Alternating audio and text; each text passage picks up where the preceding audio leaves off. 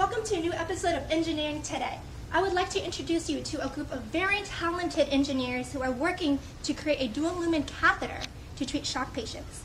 Let us see what their journey is from the conception of their idea to the final product.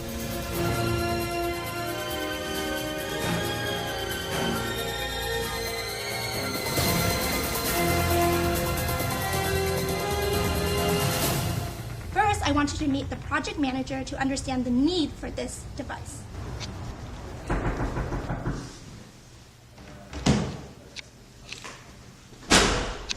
Hi! It's so nice to meet you. Welcome Thank you for having me. Of course. How I'm good.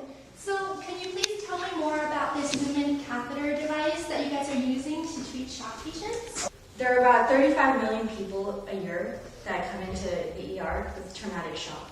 What traumatic shock is that the patient is excessively bleeding out. And in order for the surgeon to perform any kind of surgery, they're having to go in blind because there's no time for CT scans, imaging, and whatnot. It takes too much time and the patient doesn't live usually. So what we're doing is that we're coming in during that period of time where they are bleeding profusely. We're trying to stabilize their blood pressure very quickly. So our design is going to be focused on that. Currently, the flow of the blood in the body is about 5 liters per minute. We're trying to keep that going. Obviously, when the patient's bleeding out, that's not the case. So we're trying to bring that flow up to about 5 liters per minute. Our device that's the basis of our device. So, how is this device positioned in the body? So we're using the normal entry of the central line, which is through the jugular vein. But before I go on to explain that to you, let me give you a brief anatomy of the heart. For our device, we're focusing on the superior and inferior vena cava, which basically provides blood into the right atrium and the heart circulates that through the rest of the body. Our device, like I said earlier, is placed in the jugular vein, and it'll be placed within that entryway, the SCC and IVC, with little holes which provide entryways for the blood to flow into the right atrium. So with this, we're hoping that the external pump, which you'll see later on, will provide a more cardiac input into the right atrium, and we're hoping that will increase the cardiac output. So patients suffering from hypertension will in the long run hopefully help with increase in blood pressure. Could you tell me a little bit more about how you guys came up with this design and any difficulties you guys face? That's a good question. Let me refer you to our project lead. Hi, I'm Anna. I'm Stephanie, the project lead. Nice to meet you. So could you tell me how did this project start? So at the beginning of the year, we brainstormed many possible solutions. However, we came up with one design that really caught our eye. It's the Impella 5.0 that comes with the left ventricular assist device. But when we went to develop the prototype, we ran into many technical issues such as backflow and powering force. And so we really had to go back to the core of our problem, which is basically maintaining blood pressure and stabilizing it quickly. So we came up with this device that would suck out blood and pump it back into the body at a higher flow rate, and this is the basis of our new design. Great. Sounds like a great product, so how does it look? What does it look like? Oh, for that, let me take you to Tram Pham. She's the product developer. Great, let's go. Hi, my name is Anna. Hi Anna, my name is Jung and I'm a product developer. Please have a seat. Thank you. So could you tell me how this product was developed? Our first step developing this product was to consider the design parameters, including the resistance, pressure, and flow rate. Once we have good understanding about these parameters in relation to the product functionality, we move to 3D modeling of the product and keep changing the model until we have a safe and effective design. And after that, we use our prototype based on the 3D model. That's great. So what does this device look like? Please follow me. I'm going to show you the real thing. Okay. Our final prototype, including two main components. The first one is the dual lumen catheter, and the other one is the pump system. One pump is used to model the heart, and the other one is used at the external pump to accelerate the fluid. This is how it works. Fluid is sucked from the IVC and the IV inlet to the external pump, which accelerates the fluid and return the fluid back to the right atrium of the heart to a very small tube inside the catheter. Sounds great. Can you show me a demonstration of how this works? Sure.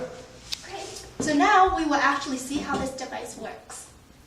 First, there will be two tests. First, we're going to simulate the testing by having it as an open system, which means it's not connected to the simulated heart. So this will resemble the reservoir in the body, so the blood from the body, and this will represent the blood that's being transferred into the right atrium. So let's run this.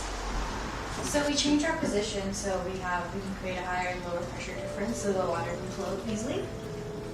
And we will be dumping it. The pump has already started. There's the water flow. So we will be timing this for about 1 minute to see what the output is.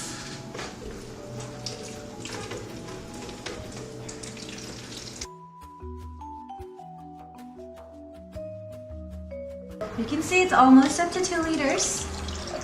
And we have about 10 seconds left.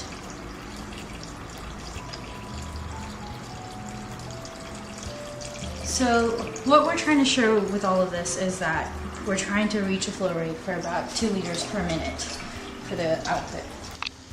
To demonstrate a closed system, we have the simulation heart and we have the pump itself.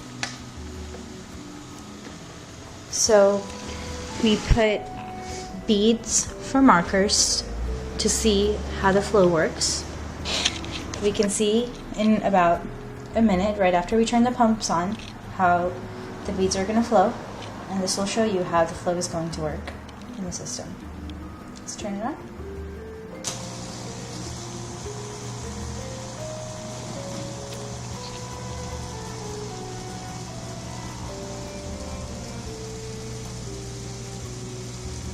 So as you just saw, we had used a second pump to simulate the heart. Furthermore, we used a dimmer switch to control the different levels of cardiac output that the patient could have in different ranges of hypotension. And what we have found that within those ranges, the flow rate still remained at about 2 liters per minute within our system. Now that you've seen how this device works, I want to introduce to you Han, the solution architect, and Ryan, the research analyst, to talk about the shortcomings and technical difficulties that they faced during this process. So what are some difficulties that you guys faced during the designing process? The most difficult portion of our design is to find the right material for our prototype. Initially, we need the pump. We know exactly what our pump needs. We know the exact spec, the flow rate, and as well as the some details of the pump. However, when we actually go on the website and then go on local manufacturers, those pumps that we ideally imagine that it's not available just because they either don't have enough flow rate or just too expensive. So that's the first difficulty we had. Another difficulty we had was to find the right catheter. We need a specific kind of dual-lumen catheter for our design. And when we go to the manufacturer and ask them for this specific type of catheter, the prototyping of those catheters costs a lot. It's over $500 for a single prototype. So then we tried to make our own catheter. We went to a prototyping company and then we tried to use laser drill and mechanical drill to shape an ordinary tube into a dual-lumen catheter. However, those drills did not produce a clean results, and therefore we forfeited that option. So then how did it all come together? Right, well, everything started coming together once we found the appropriate supplies for our needs. So we were able to obtain a pump that can give us our ideal flow rate, and one with the proper inlet and outlet sizes for the catheter tube that we were able to obtain. We're also able to obtain a second pump in which we could actually instill a variable power supply into it to simulate a weak heart, because since our device is meant for a patient to come into the ER with low blood pressure, we have to be able to simulate the heart in order for our system to work properly and to get the ideal calculation. So once we got all that together, that's when everything started really taking off. Sounds good. Did you make any major changes? Our initial design is actually an impeller system where we have an impeller inside of a pump within the catheter that sort of accelerates the movement, the flow rate of the fluid. However, the problem we had was it was just too dangerous. We felt that having something rotating so fast, so close to your heart is not ideal. It's not an ideal scenario. We would like to avoid it at all costs. And at some point, someone mentioned that, okay, do you want to have implant next to your grandma's heart? And then the answer of our group was a resounding no. Okay, well, are there any technical difficulties that you guys faced? Okay, yeah. So the first technical difficulty that we faced was concerning anticoagulants. Prior to coming into this research, we didn't know much about anticoagulants, but when we dug deeper into it, we learned that since our system is extracorporeal, meaning it goes outside the body, when it recirculates, you need to coat your entire system with anticoagulants. So that was a lot of research that we did, because we were really unsure about that. Another thing that we went into was the catheter research. And again, prior to coming to this, we thought this would just be a simple catheter project, but there's a lot more to the catheters that we didn't think about right away. So a few things that we had to go through were aspect ratios. We had to consider how to prevent backflow in case there was leakage from the catheter. We had to consider the proper mathematical modeling so we could get the ideal pressure within our catheter. So these were all things that we had to think about throughout the course of the project. And then towards the end, we were attempting to use a dimmer switch as the variable power supply for our second pump, but that was actually giving us a lot of problems also. And so it was a work in progress when we got there in the end. So. Great. Do you think that your device will be FDA approved? Well, there are two FDA approval processes. The first one was the BME process. That's cost around $250,000. It's a long process where there's very extensive trials testing it for the device, and that will take about 2 years and $250,000. Another process available is the 501K process. In this case, what it proves that your device is substantially similar to a pre-existing device, and that it has the similar function as that device, and then the approval will take around 3 to 6 months, and then it can cost as little as $5,000. And then since other of our components of our device, such as our catheter design, as well as our pump, is already available in the market, also not for exactly the same purpose as our device.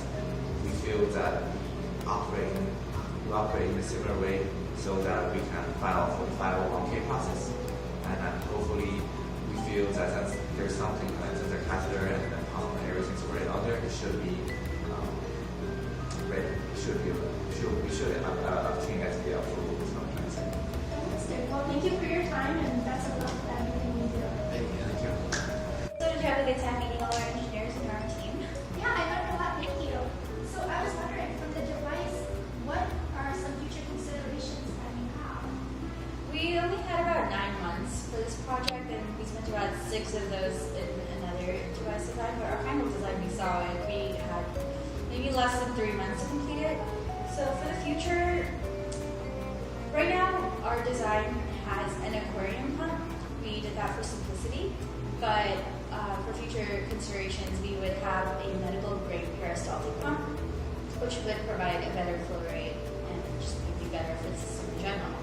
And another thing we would consider, right now our catheter is a 27 French catheter, and so if we had the time, we would make it for all different sizes, starting from 9 to 31 French. And also, finally, one last design parameter to consider is heparin coating for anticoagulation. We didn't have enough time to take it to a company to coat part of the system that comes into contact with blood with heparin. So that's one final thing that we could consider for the future. Through our tour, I hope you have a better understanding of what this device does. It helps stabilizes the blood pressure of patients who are suffering from hypotension. As you have seen, we met engineers who designed it, tested, and positioned the device in the body. Lastly, this device costs less than $500, so it is incredibly affordable. So this concludes our tour, and I hope you have learned something valuable in this experience. And we'll see you next time.